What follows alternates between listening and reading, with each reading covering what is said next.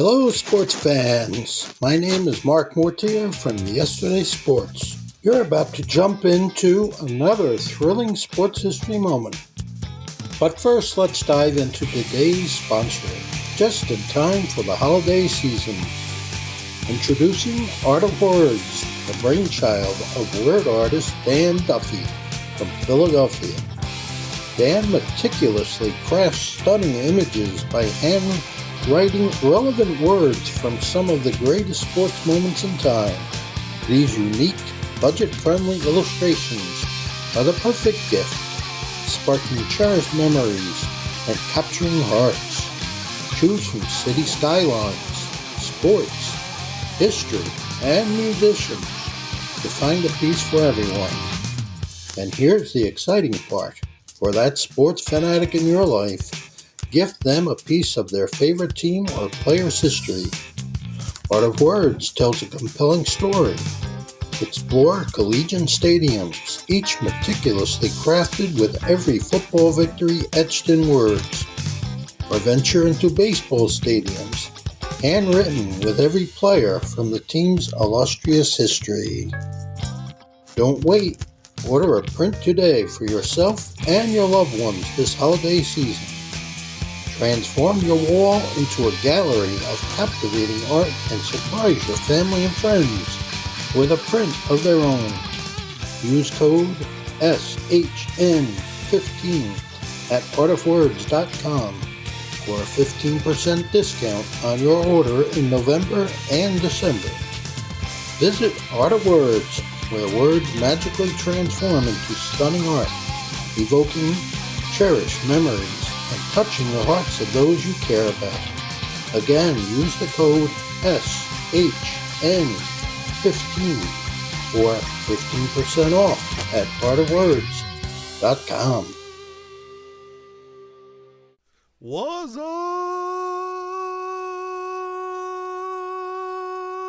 up, everybody? So glad you're here. Welcome to the show. Week of November 10th, 2023. Tomorrow, or November 11th, is Veterans Day, so make sure to reach out to a veteran and say thanks for your service. This week's episode is going to be a little bit of baseball, a little bit of basketball, and of course it's Football Friday, or in this case, Football Saturday morning by the time this thing drops, so it's football time. All right, I'm actually really enjoying these weeks of talking football. It's been a little fun this fall, being able to do that and bring you my opinion on things, so that's been great, and feedback's been really good, so I appreciate everybody that's been listening to it, downloading it as well. Also, if you're new to the show, make sure to hit that follow button or subscribe, whatever you need to do on wherever you're listening to this podcast at, and then make sure to ring the bell so that way you're notified when new episodes are dropped. Try to drop them usually on Friday mornings. This one's getting a little bit out late. Was at nephew's football game today, and for the South Dakota State High School Football Championship for Class 11B. Came up a little short, lost 13-7. So, heartbreaker there. But the boys will be back next year, I'm sure, as they were last year with state champs. This year, runner-up. So, might as well be state champs again next year. This show is a main topic is going to be about being an LA Clippers fan and how miserable that is some years. And even though we have James Harden, doesn't guarantee that we are going to win a championship. As already, we're 0-2 this week. Since the trade, we lost to the Knicks and the Nets, with Harden only scoring 12 and 15 points each, I think, or 17. I can't remember what he scored that first game, but he did score only 12 against the Nets. So, a little bit of that as well. But, before we get into it, about the Clippers, and before we get into my NFL picks for the week, let's talk about the Ohtani sweepstakes. Shohei Ohtani, the highest priced free agent signee that's going to happen this winter. Everybody's speculating where he's going to go. Yankees, Dodgers, Cubs are now in the mix. Apparently from a source on my Twitter feed or my X feed, however you want to look at it. I refuse to call it X. It's still Twitter. Just doesn't have the Bird, which I really wish they bring him back Larry Bird. Um, so the Yu Darvish has apparently talked to Otani about Chicago and how nice it is. Yet, as one Twitter post said, well, if Darvish likes Chicago so much, why did he re-up with the Padres? Good point. So, I mean, we got that going for us. So, as a Cubs fan, I don't think Otani is going to end up with the Chicago Cubs. As a foreigner, as a Yankees fan on the outside, as a outside Yankees fan, I don't know how I want to phrase that. Like, I don't hate the Yankees. They're not my favorite team, but they're definitely a top 4 team of mine that I definitely like. Um, as everybody, if you're not aware, Yankees would have been a Yankees fan if not for WGN happening, coming on in 1982 when my grandparents were getting cable, and my grandpa starting to watch Cubs games every single day because he was a Yankees fan up to that point. So, and whenever the Yankees were in the World Series, we rooted for the Yankees. So, I mean, and the Yankee pinstripes are in the blood a little bit. The Cubby blue just bleeds a little harder. So, I don't think Otani comes to the Cubs. I don't think he ends up with the Dodgers. The Dodgers made a push for him when he first came over, and he didn't want to go there. I definitely think he ends up in Seattle, though. Seattle is going to be the key here to me. Seattle is definitely the team with the best infrastructure for it. The team that has already done it once with Ichiro Suzuki, plus the fact that he likes Ichiro as well. So, I mean, that's where I feel like we're at, and I really do believe that Ichiro has a huge influence over that. So, really believe. I mean, like I said, I don't believe Ichiro has an influence over it. I mean, let's be real. Ichiro is Ichiro, and he does have some value there being in Seattle as part of the organization still. Definitely a guy that has been around the block or two. Definitely, it's a guy that, as I've said before, Otani looks up to as well.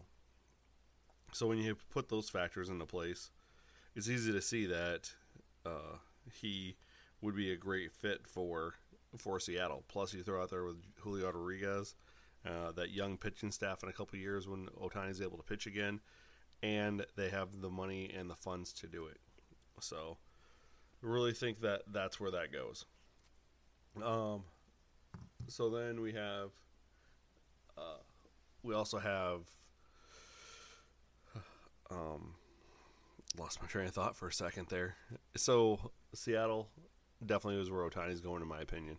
Now let's move on to the Michigan Wolverines and their little scandal going on. Obviously, the Big Ten has came down with their punishments. It's a institutional punishment. However, Jim Harbaugh is head coach, so therefore he has to serve the punishment. And he has a 3-game suspension, basically been suspended for the rest of the regular season. Cannot coach on the sidelines, but can be around the team during the week, so he's able to coach practices.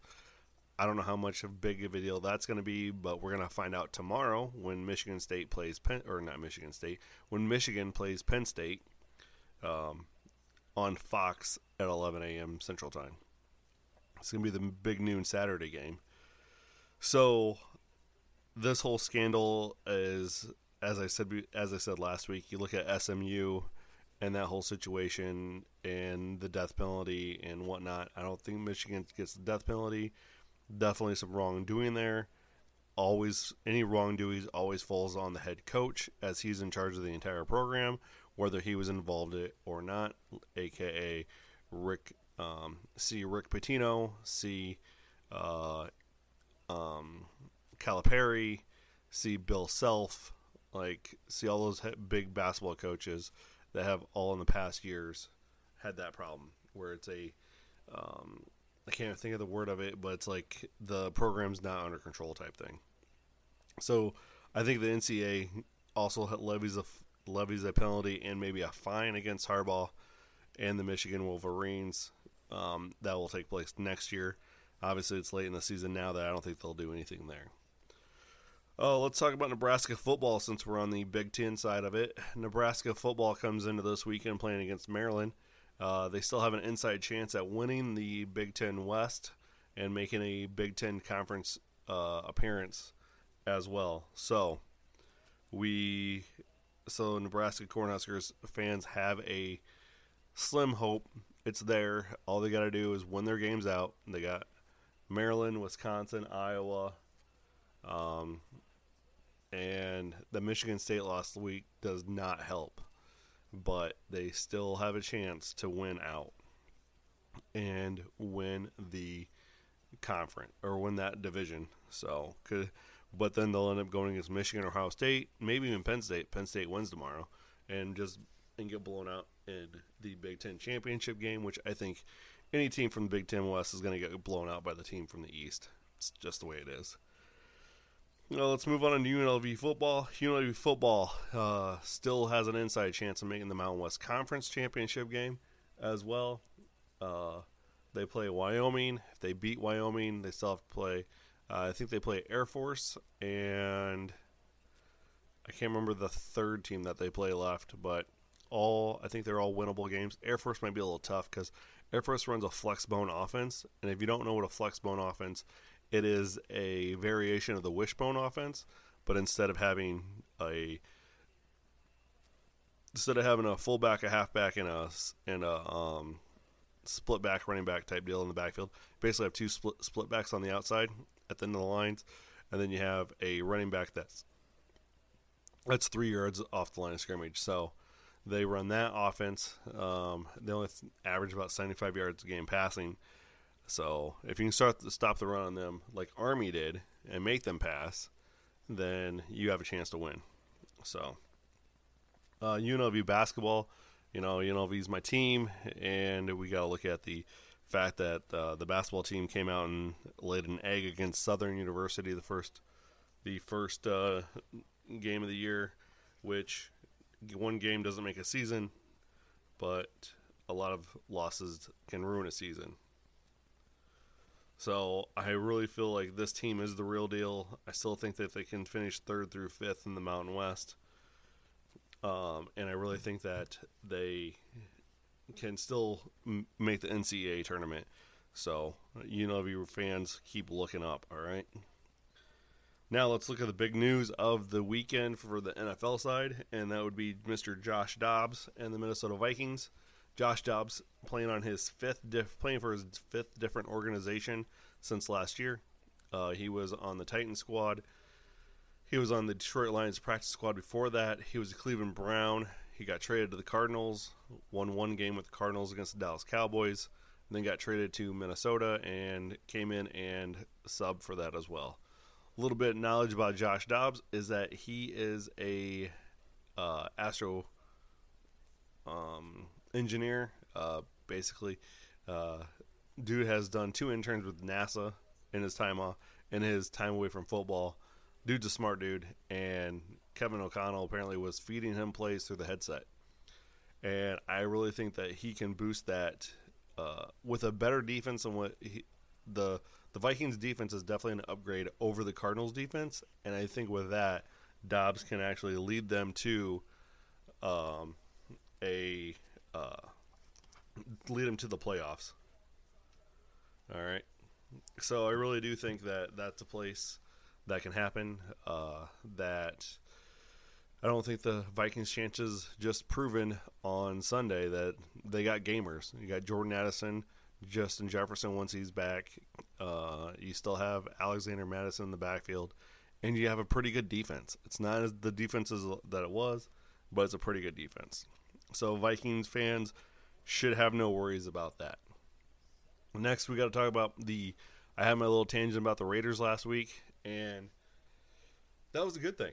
Antonio Pierce came out and fired the boys up, and we put up 21 or 24 points in the first half, which is more points than we scored in an entire game all year.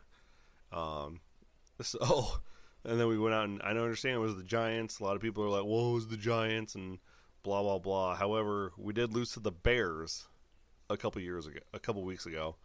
So, and we got humiliated by the Lions. So, beating the Giants is actually pretty good. They got 4 wins. They have the Chiefs twice, the Dolphins, and the Broncos. So, with AP as our head coach and the team buying in, really hope he gets the interim tag removed. Hope that he becomes the head coach permanently. Hope and we can keep moving forward instead of keep having transition at coaches. And as long as the guy was from Compton, he has won 2 Super Bowls as a player. He was a very good linebacker, and he was a Raiders fan growing up. So I think that all should factor in, and I think Mark Davis should take that into account. If I had to say, I would definitely tell Mark Davis, watch how the season ends. Don't pull a Rich Bashia and fire the guy. Let's see how the season ends. If Antonio Pierce can make a run and beat either the Dolphins or the Chiefs or both at some point, then he should be your next head coach. Guys are buying into it. Guys are having fun, and when the players aren't playing uptight and everything, they play a lot better. All right, now there's a little quick rundown of what happened this last week. A little current history stuff. So let's move on to the big article of the week that we're going to discuss, which is going to be the history of the Los Angeles Clippers. Now, some of you may not know, but the Clippers are not originally from LA or San Diego. If you knew they were from San Diego beforehand, they originally started as the Buffalo Braves as an inaugural team in 1970. All right, they came in with the Portland Trail Blazers and and I can't remember one other team. I think the Cavs, maybe not. So they were an expansion team in the 70s. They didn't. Their first season they went 22-60. Second season they went 22-60, and that was Randy Smith's rookie year. Probably the third or fourth best Clipper of all time, is what I would have to say. So we have Randy Smith, followed by Bob McAdoo after that. Then we would finally make the playoffs in the 73-74 season as the Buffalo Braves, and that was with Jack Ramsey as the head coach, Dr. Jack Ramsey. And then he would continue to have us make the playoffs for the next 3 years, or the next 2 years after that. And then we started losing again. We had 2 more seasons, last 2 seasons in Buffalo. We went 57 and 107.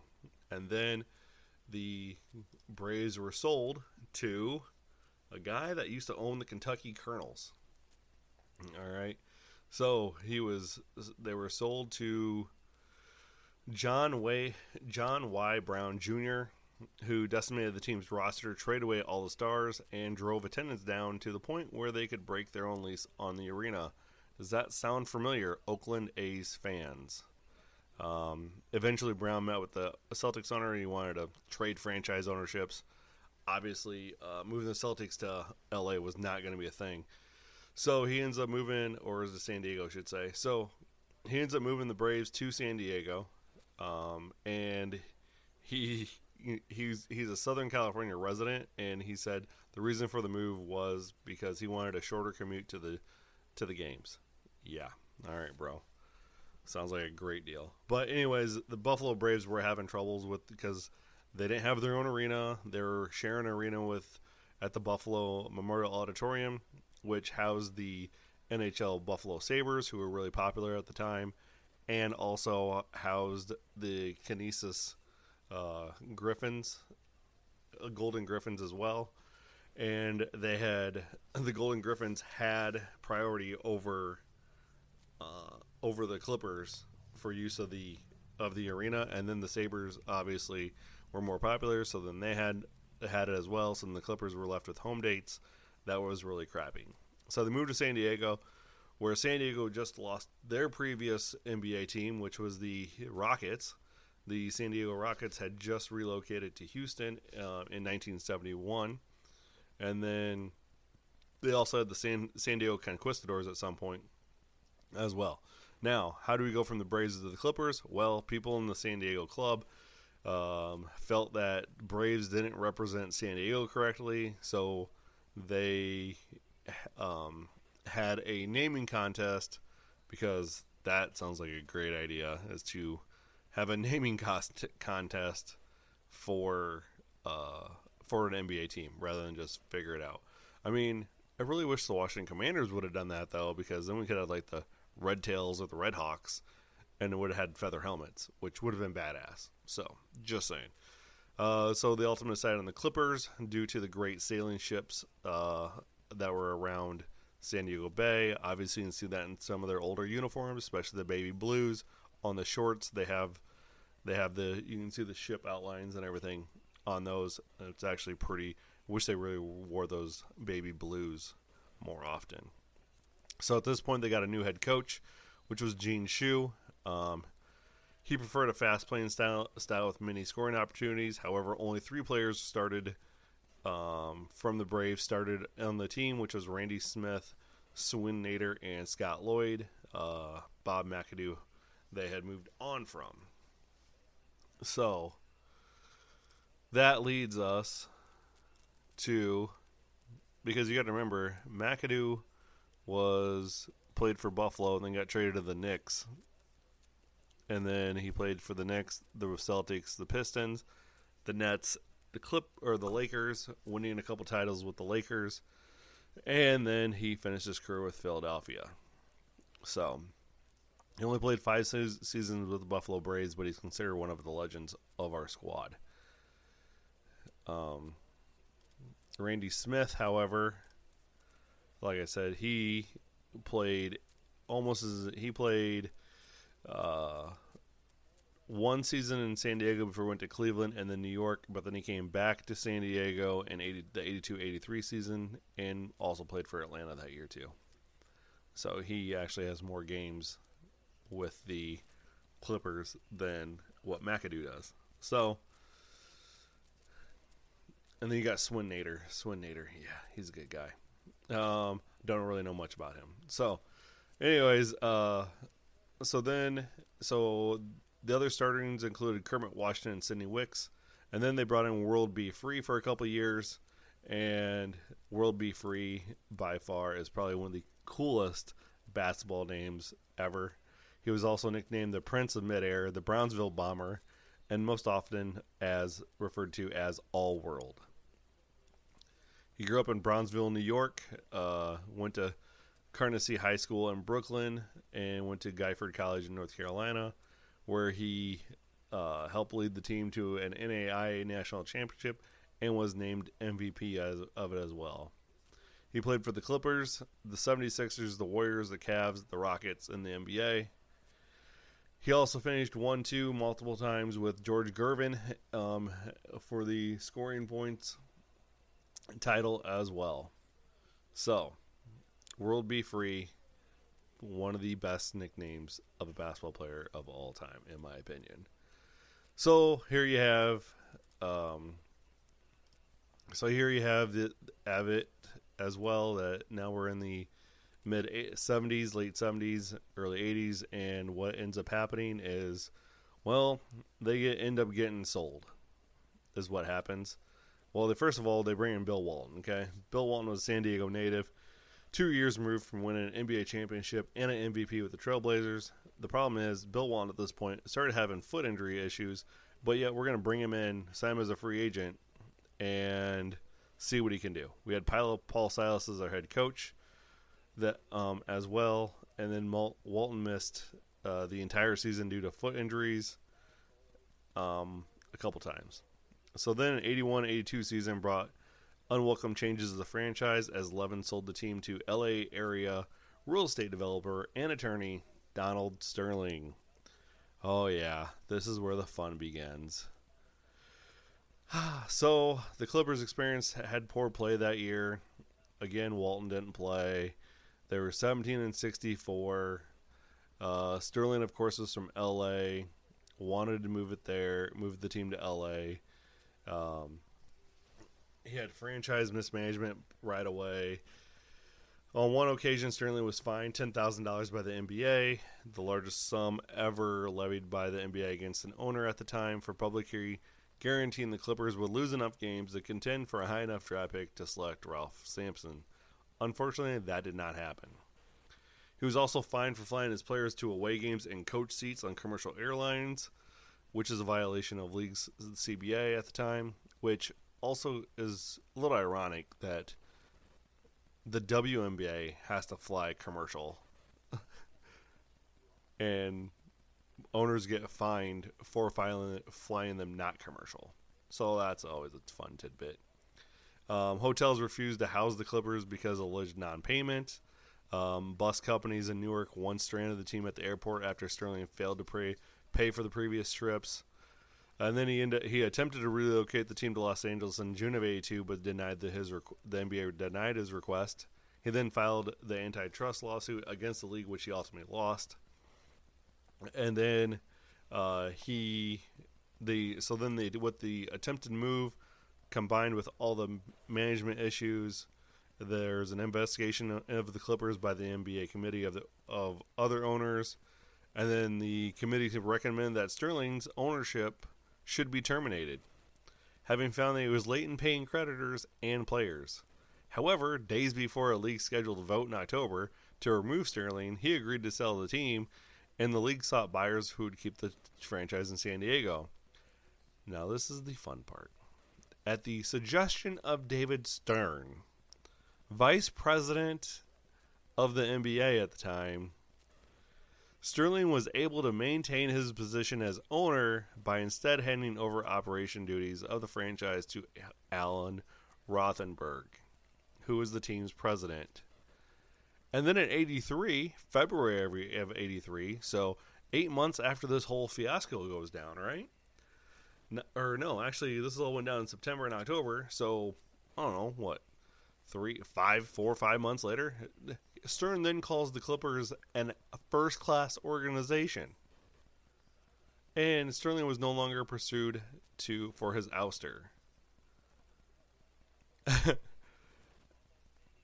Larry Fleischer, general counsel for the NBA Players Association, said this at the time: "In all my years of involvement with the NBA, no team ever provided as much difficulties for the players than the Clippers under Sterling, and it continued to happen as well.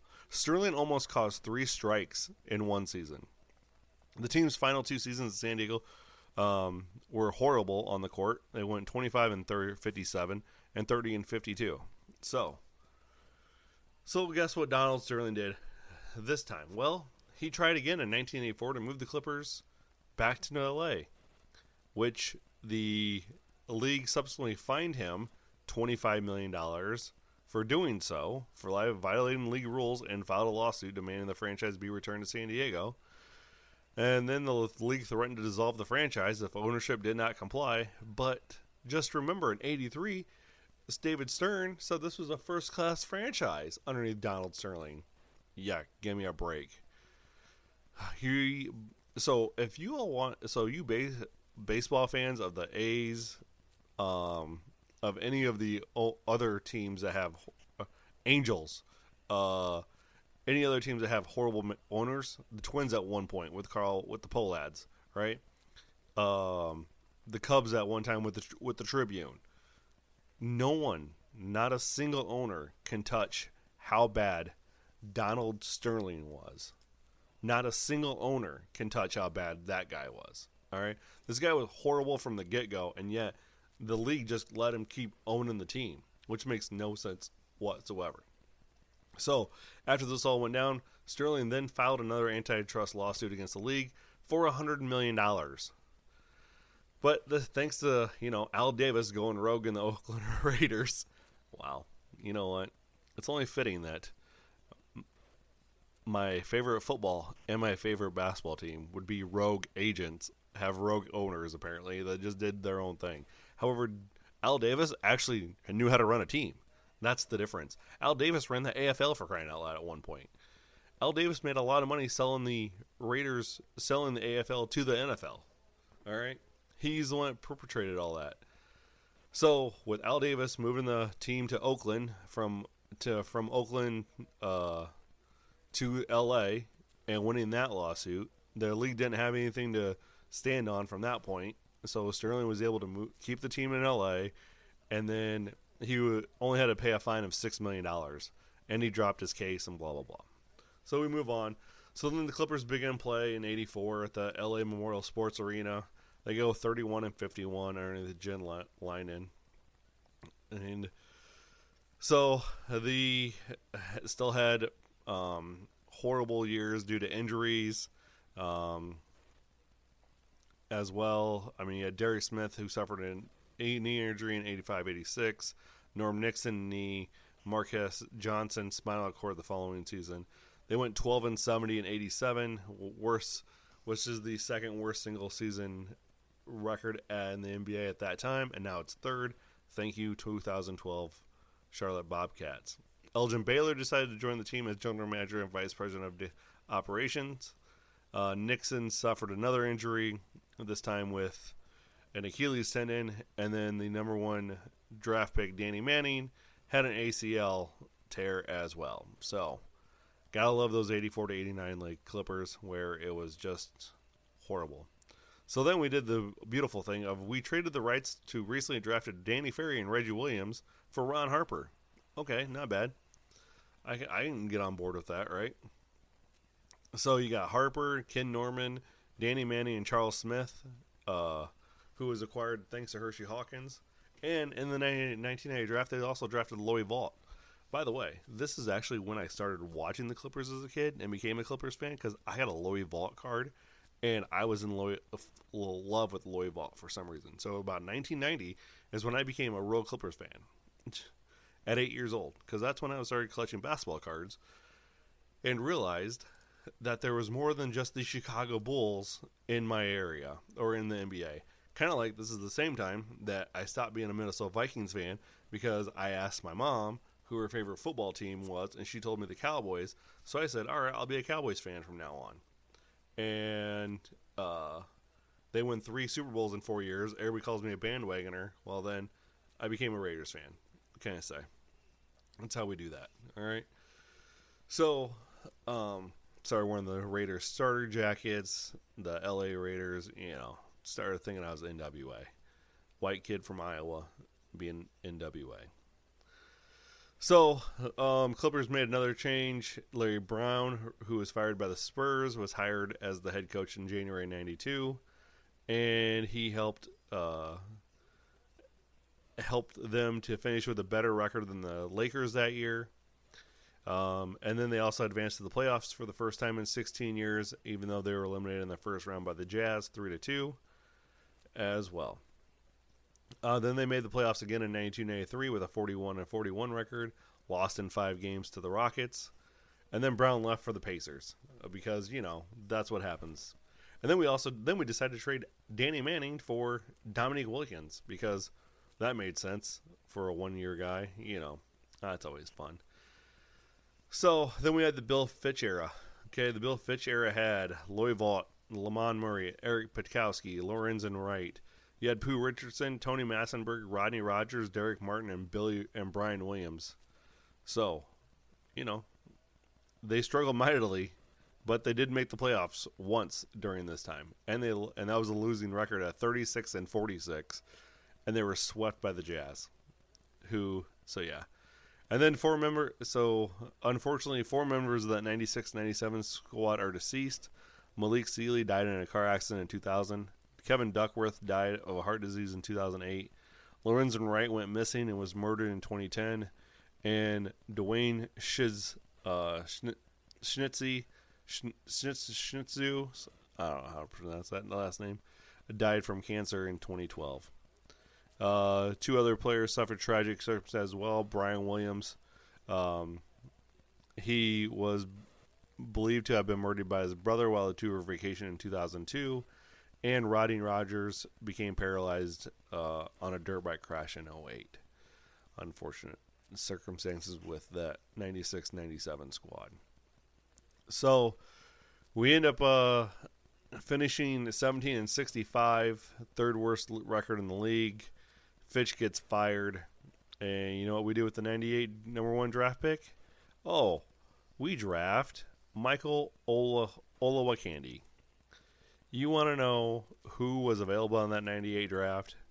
Well, let me tell you who we could have had besides Michael Olawakandi, a unproven star out of Nigeria that went to Pacific University. I don't know. Let's see. Let's just run down the line here. Let's see. The number 2 person taken in the draft that year was, Mike Bibby out of Arizona. I don't know. He just won a national title. I don't know. There's that. With Miles Simon. Let's see. Rafe LaFrenz, Kansas. Oh, wait. Who's this? Antoine Jameson and Vince Carter? 4 and 5? Holy. We could have had one of them? Jeez. Robert Tractor Trailer. Another one. Jason Williams. You know, white chocolate? The guy that could have passes behind his back? Yeah, we could have had him. Larry Hughes. Could have had him. Oh, wait. This is where it gets better yet. A couple Hall of Famers at 9 and 10 that year. Dirk Nowitzki, drafted by the Bucks, traded to Dallas. Could have drafted him. Could have drafted Paul Pierce as well. Just saying. LA guy coming home to LA would have made sense. But no. We go with Michael Olawakandi. The fun pick of the 98 draft, however, was my man, Ricky Davis. All right. Ricky Davis was from Davenport, Iowa.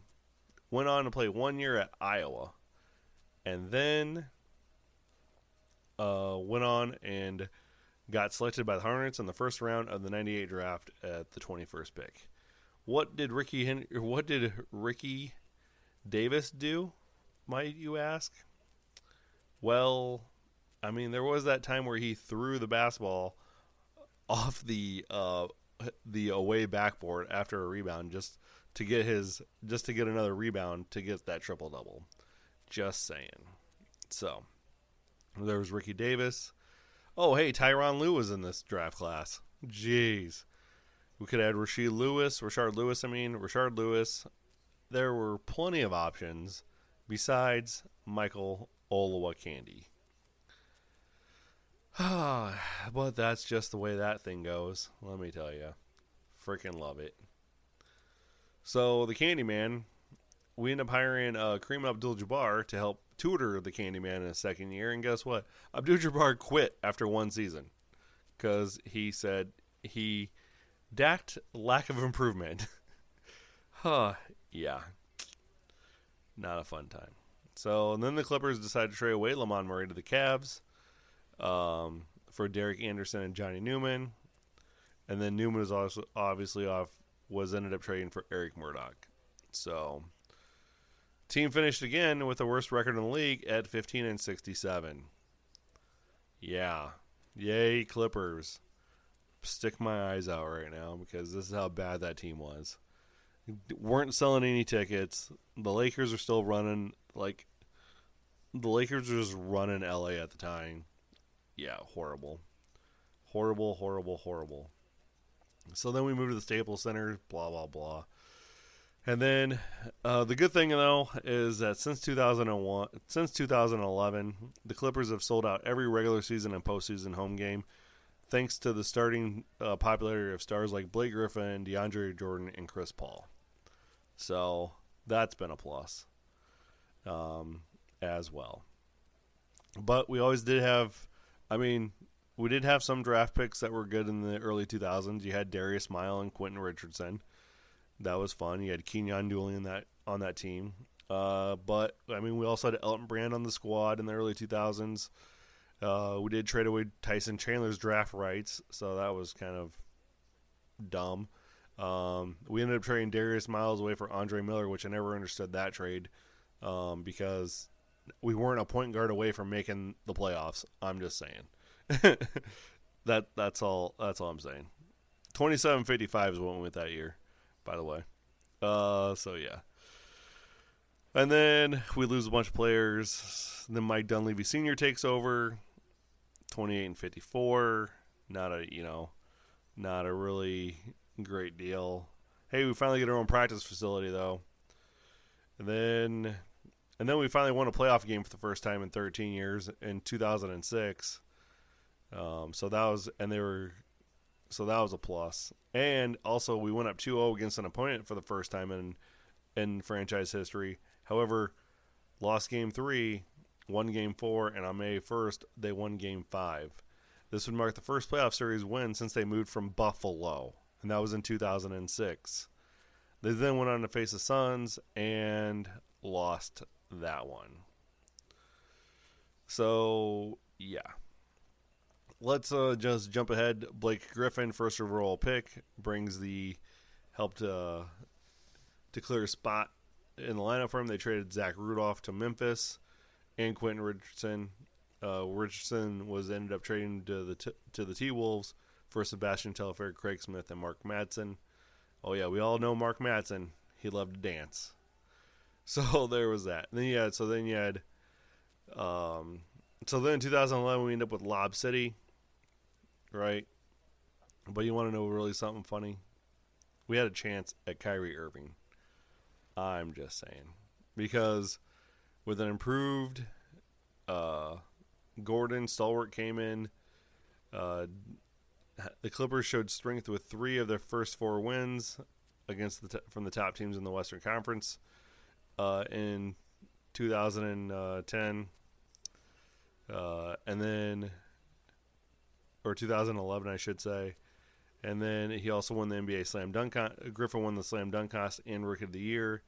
As the trade deadline approached, the Clippers did send Baron Davis, along with their first-round pick, to the Cleveland Cavaliers for Mo Williams and Jamario Moon. We could have had Kyrie flipping Irving. Great management. Then we signed Caron Butler, obviously Chauncey Billups. Then we bring on Lob City, baby. Lob City was a lot of fun. Lob City was the best time ever. Got Doc Rivers in here, and we've actually haven't really, since we got that, and the franchise has actually turned up as well. Then you had the Donald Sterling controversy, because again, David Stern said that in 1983, this was a fantastic franchise. Needless to say, he ended up finally having to sell the team and got a lifetime ban because he's a racist piece of garbage. And that was the happiest day I've ever seen in my life. And you know what? Steve Ballmer paid cash for the team, which is even better yet. So, love it. Love it, love it, love it. And then we did a rebuild, which wasn't really much of a rebuild because we still made the playoffs. And now we got the Kawhi Leonard and Paul George era, which has yet to turn up anything. We've made one Western Conference Finals appearance since they've showed up, which we lost to the Suns. We lost a 3-1 lead thanks to Doc Rivers because he only did that twice for us. That's all. Just saying. And he also did it for the Magic. So that's how that worked out.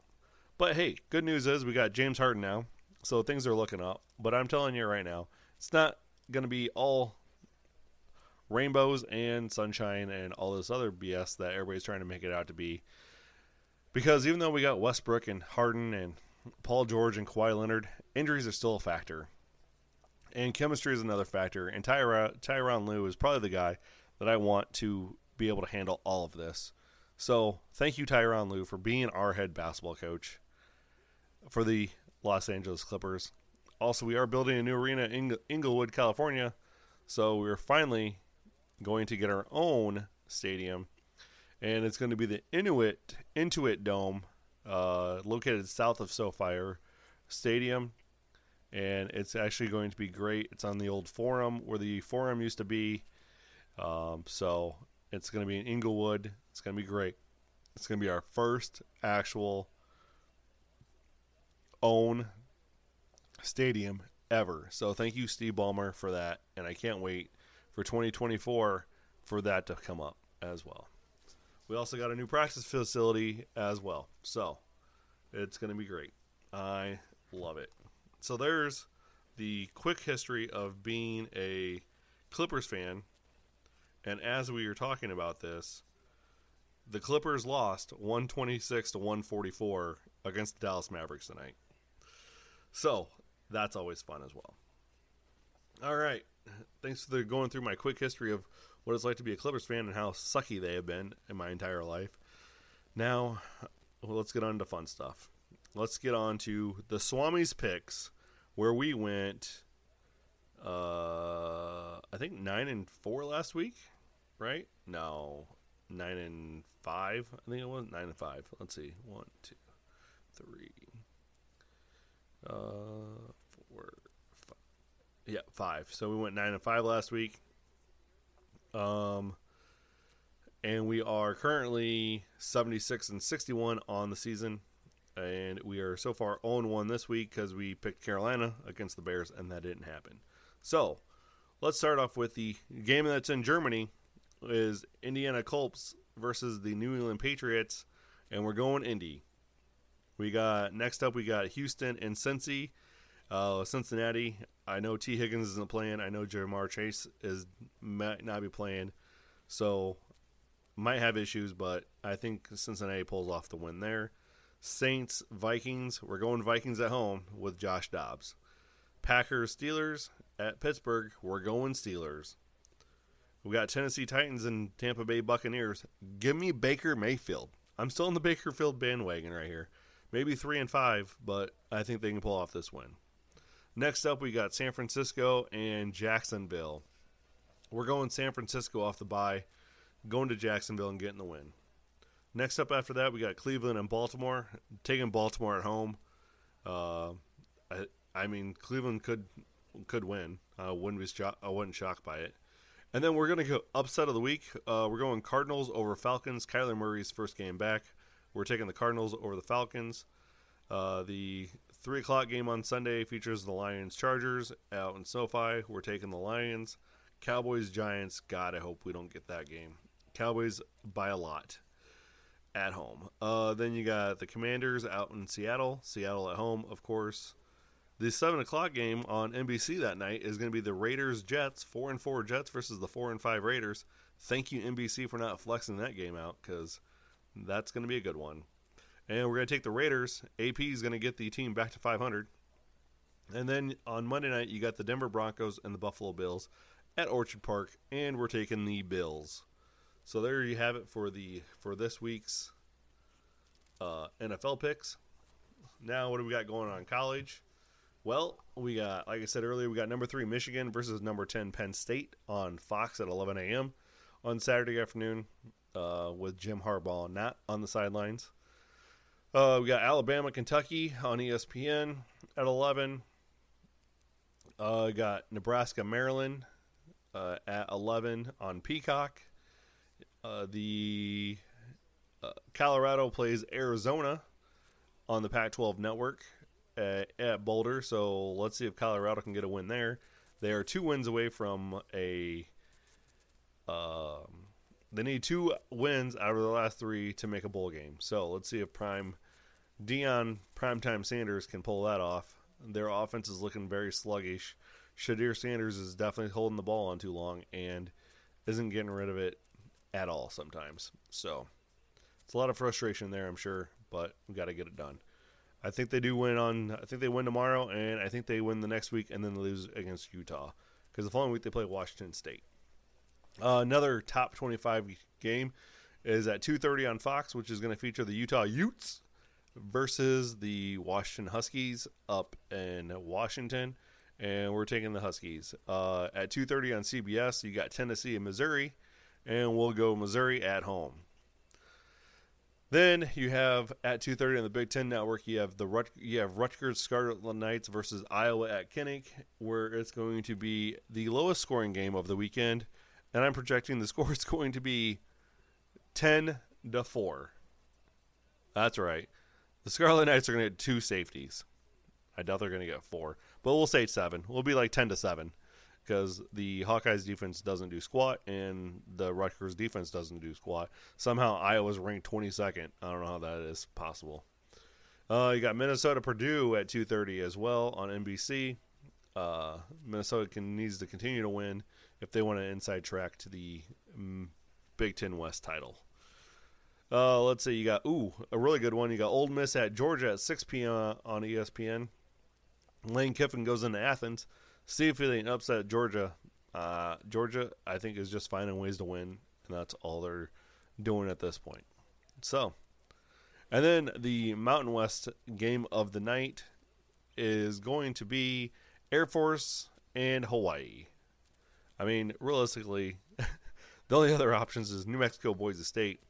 Probably not a thing. That is on FS1, though. And then you also have Fresno State and San Jose State on CBS Sports Network. But I'm going Air Force Hawaii on the Mountain West channel.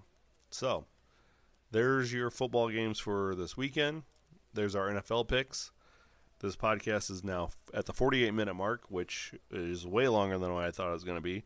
But we talked a lot about the Clippers and, broke down about 50 years of horrible history. Right? 50? Yeah, 53 years of horrible history. Because a real quick summation of how bad the Clippers have been. They have had only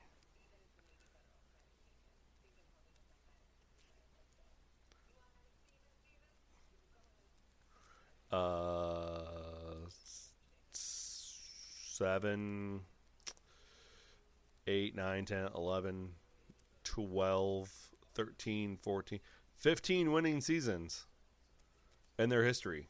And 9 of those have come since 2012. Oh, actually 10 of those have come again since the 2012-2013 season. 10 of the 15 seasons that they've had a winning record is right there. So, yeah. Love it. Just love it. Please, please, please. I was a Cubs fan, been a Cubs fan, and it took, most of my entire life for them to win a World Series. I have not seen the Raiders. I've seen the Raiders in the Super Bowl one time. Because obviously I was very young when they won a Super Bowl in the 80s. Clippers. I got the Golden Knights, though. The Golden Knights got a Stanley Cup. So, I guess 2 out of 4 ain't bad, right? So, all right, boys and girls, children of all ages, I appreciate you listening to me this week. And if somebody can tell me what the last phrase I said on last week's podcast, I will give them a nickel. So, again, make sure to check out the podcast. Make sure you check out the stream on Twitch, One Guy with a Mic. Follow me on Twitter, One Guy with a Mic. Follow me on TikTok, One Guy with a Mic. And make sure you ring that bell, subscribe, follow, whatever you got to do to get a reminder of when this podcast drops. And I'll be back here next week with more fantastic sports knowledge as well. Oh, wait. Before I go, one last thing.